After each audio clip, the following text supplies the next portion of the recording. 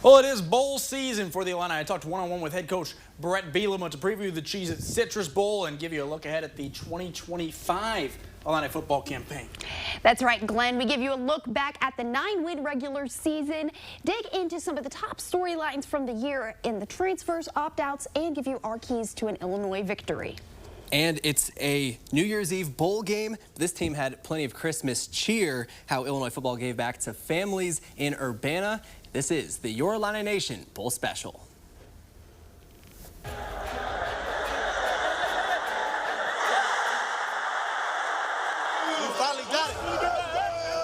A season with hopes of returning to bowl play. We're knocking on the door of things that we want to do. Big dogs, baby! Brought much more than 6 wins. We dogs out here! What I tell you, baby? A 2024 Illini football campaign with history. With electricity. With local legends. It's fun to see the Illinois kids have success. And an Illini football season with a chance for 10 wins. The 2024 Your Illini Nation Bowl Special starts now. It's only right to let you guys know that I woke up feeling the cheesiest. Welcome into the Your Illini Nation Bowl Special, a cheesy, citrusy edition, as Aaron Henry said. With Glenn Kenley, I'm Courtney Lane Brewer. As a general rule, the warmer your bowl game, the better your season. Illinois football playing in Orlando, Florida. You connect the dots. It was a good year. Very good year for this team. A New Year's Eve outing with South Carolina for the Illini in the Cheez-It Citrus Bowl in, of course, Orlando's Camping World Stadium. The second appearance here for Illinois. It beat Virginia in this bowl game in 1990. Brett Bielema becomes the first Illinois coach to go to 2 bowl games in his first 4 seasons since Lou Tepper, also in the early 1990s. Both teams enter this one at 9-3 on the year. South Carolina was 15th in the final college football playoff rankings, Illinois 20, and the bowl game isn't just a chance to end the season strong, but also springboard into next season. I think it's about the guys that want to be here and are in it, right? And I think these are opportunities. I've witnessed this. I've been 17 bowl games that, you know, guys that kind of take these last 3 or 4 weeks that are stepping into new roles. So this culmination of the year will obviously be tomorrow, but it's really the stepping stone into next year. The saying goes, work hard, play hard, and after 3 wins to close out the season 9-3 and the chance for 10 wins on the horizon, Illinois had the perfect opportunity to let off some steam while preparing to take on South Carolina in the Cheez-It Citrus Bowl. So they're still taking time to enjoy Orlando and develop even more of a brotherhood. This weekend, Illinois players had the chance to ride the rides and explore at Universal Studios and meet local youth at the Days for Kids community event at Fun Spot America. So 1 game left on the 2024 season, but U of I fans already got good news for 2025. Quarterback Luke Altmaier will return to his 5th year on college football and his 3rd in Champaign.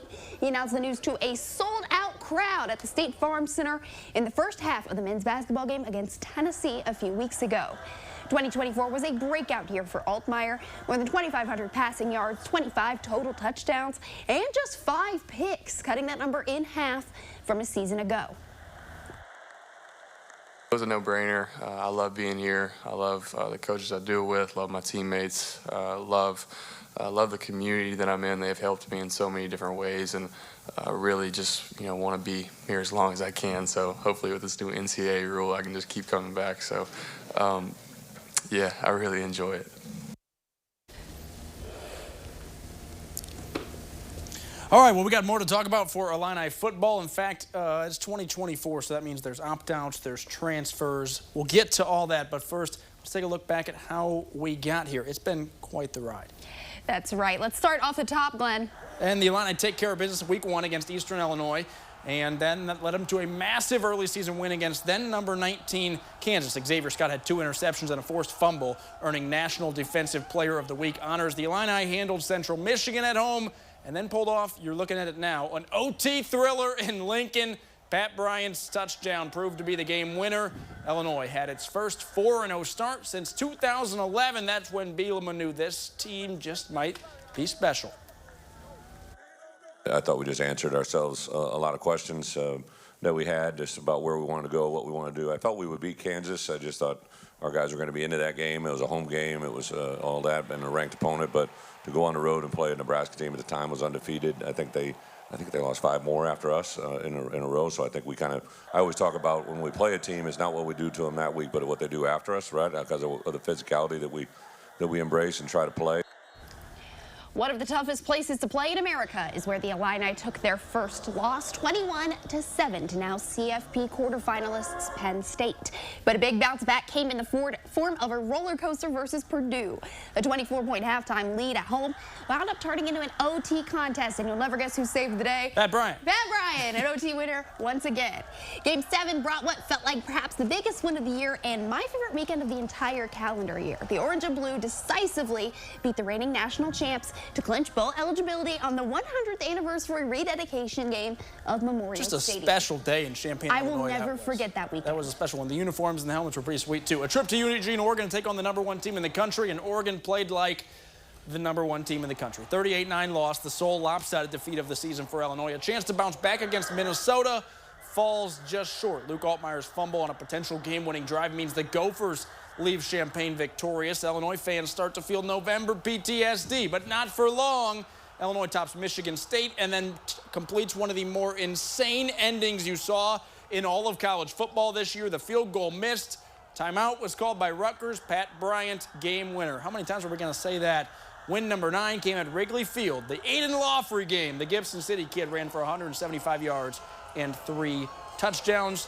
And now the Illini get a 13th game. It went by so fast, but also felt like these games happened just yesterday. Okay. There's still so much more to unpack because, of course, neither roster will look the exact same in Orlando as it has all year.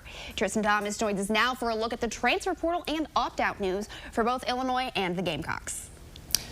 Yeah, all things considered, both teams are showing this bowl game means a lot to their programs, as most of each roster is expected to play. Illinois will be without their big-time wideout, Pat Bryant, as he prepares for the NFL draft. Seth Coleman has been dealing with a shoulder injury, but Brett Bielema thinks he'll play in the Citrus Bowl despite missing some practice this week. 12 players for Illinois entering the transfer portal thus far. Here's some of the key projected departures, including O-lineman Zy Chrysler and Kevin Wigginton, receiver return man Kenari Wilshire, 2 quarterback departures, including backup Donovan Leary, who's headed to Tulane, and tight end Henry Boyer is committed to Kentucky in the portal. 2 punters also going portaling, including starter Hugh Robertson. Next year's roster could be filled with seniors, just part of why guys on the current roster are excited for what next season could bring.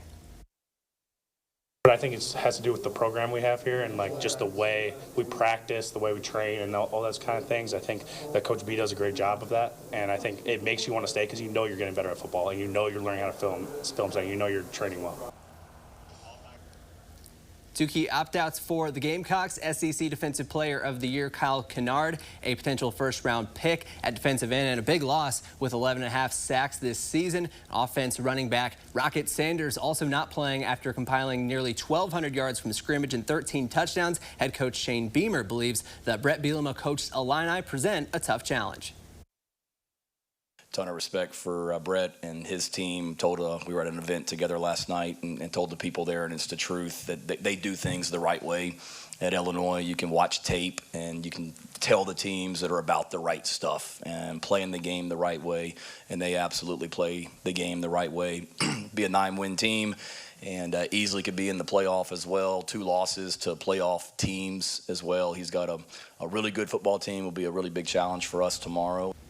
Gamecocks also returning to a bowl after missing last year, falling to Notre Dame in the 2022 Tax Slayer Gator Bowl. Shane Beamer, 29-21 overall in his 4 seasons as the head coach.